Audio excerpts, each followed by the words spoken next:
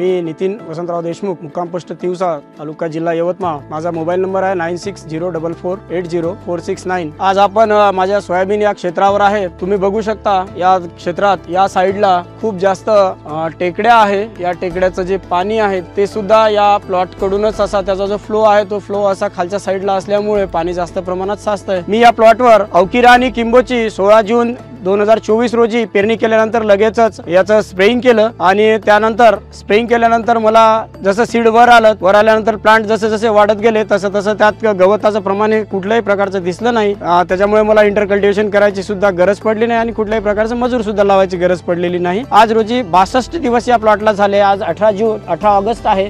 62 दिवसात या प्लॉट मध्ये पण कुठल्याही प्रकारचं गवत झालं नाही। इंटरकल्टिवेशन न केल्यामुळे या प्लॉट मध्ये जे काही प्लांटला न्यूट्रिशन पाहिजे होते ते गवतानी न खाता सगळे ते प्लांटला मिळाले आणि त्यामुळे प्लांटची ग्रोथ फ्लॉवरिंग पण छान आहे। आणि आता आजच्या तारखेला याचे जे आपण चलफ म्हणतो म्हणजे जे शेंगाची जी धारणा आहे ती पण सुंदररित्या झालेली आहे। हा जो प्लॉट आहे तो पूर्ण प्लॉट मी अवकिरा आणि किंबोचं स्प्रेइंग केलेलं आहे। पूर्ण प्लॉट मध्ये सुद्धा कुठेच असं गवत नाही आहे। फार एक्सलंट असे रिझल्ट आहे। बाजूच्या एका माझ्या प्लॉट मध्ये प्री इमर्जन्स पण घेतलं एका दुसऱ्या कंपनीचं आणि प्री इमर्जन्स घेतल्यानंतर मला त्यात गवत सुरुवाती थोड्या एक 10-12 दिवस तर गवत नव्हतं, पण 10-12 दिवसानंतर गवत झाला तर मला त्यात जवळपास 27-28 दिवशी मला परत पोस्ट इमर्जन्सी घेण्याची गरज पडली।